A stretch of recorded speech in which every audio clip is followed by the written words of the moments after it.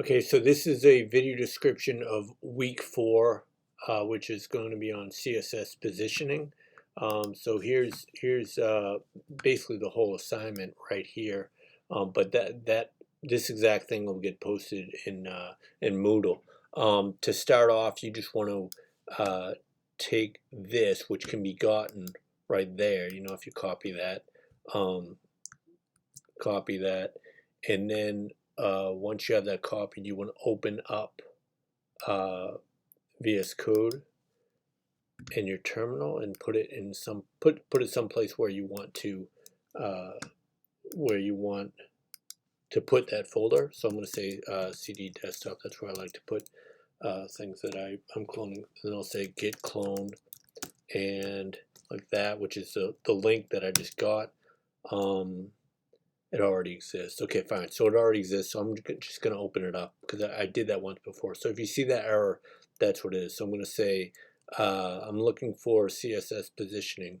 So I'm going to say ls, and I think I probably already put it in the desktop here.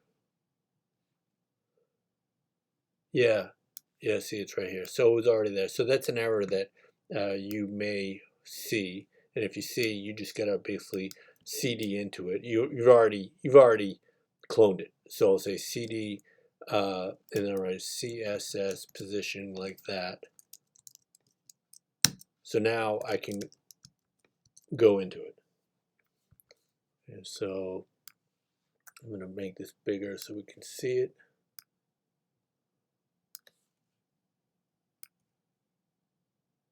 And now I want you to notice the files that are in here.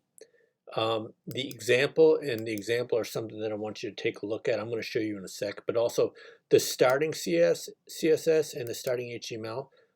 This starting CSS is really what you're going to be doing most of your manipulations on, to change it to so that all of these requirements down here are met.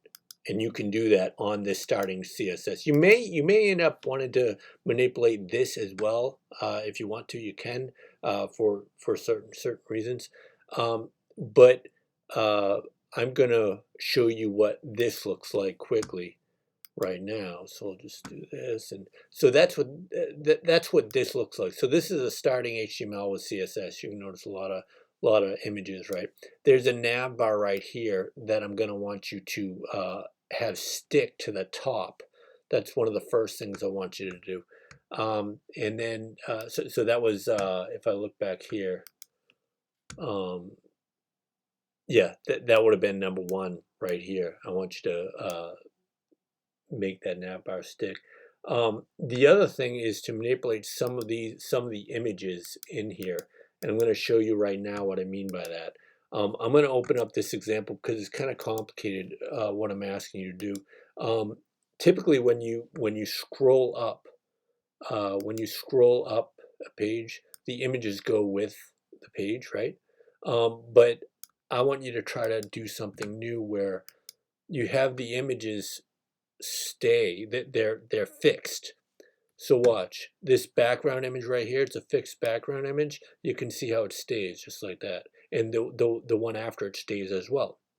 So that's a trick that that you can do, and the code for all of that is, if you look example CSS right here, that basically starts from container on down, and you can see there's about eight things that are like field text, then absolute text, then scrolling to scrolling, keep fixed, and then the containers. Those are the ones that you want to be looking at, and the positions are the things that are where it says position. That's the thing to really take note of. Okay, and also notice this, that for these two, there's position relative, but then there's also position or background attachment fixed. So you could have position be fixed, right? But in the case of those background images, the background images within the div, within the relative div, is fixed. Okay, so that's how you get that done. Now, there's besides just getting, and I want you to do this with four of the images. So you could just, in terms of this, you could just decide, any one of these four, have them be fixed. It doesn't matter which ones. But in addition to that, I want you to do the following um,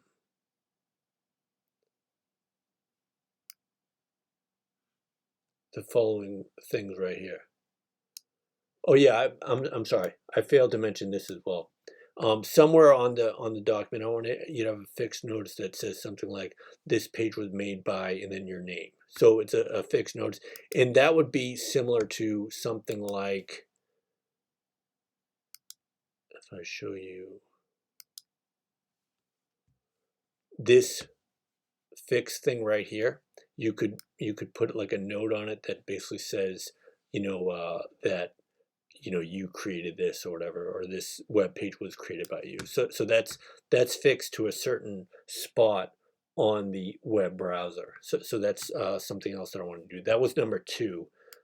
Sorry, I jumped the gun and went to number 3, which was have fixed background images. But once you have 4 fixed background images, I want you to try to use the following properties: border radius, which can round corners, and then you could try clip path polygon, clip path circle, and clip path ellipse. And I'll show you generally what they look like. Like this first one was clip path circle, okay? And you can choose the location of where you want the circle. So for that one, if I go to my CSS, I did for that one, where's clip path circle? Right here. What that means is that the radius is 350 pixels, and I chose to create it at 50% width and 50% height of the div. Okay, so that's how that works. And then also for the next one, it's not a circle. It's a what is it? A hexagon, right?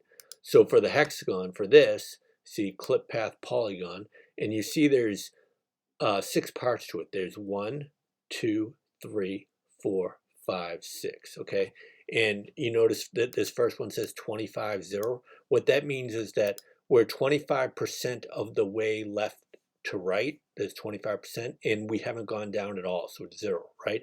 Whereas this is 75, 0, and then this is 100% and 50% down. So you need to notice these two. 75% was the second one, and 100% and 50% down, because it went 100% right and then halfway down. So that's how that works. But I want you to, in addition to doing this, having fixed background images 4 times, I want you to sort of make it so that they're styled like again, one of them, the corners will be rounded, and then the other 3, it'll almost be like a window effect, using polygon, circle, and ellipse. So those are the requirements of this assignment. I think it's kind of a cool assignment, and hope you enjoy trying new stuff with the the HTML and the CSS that I started you off with. So that's it.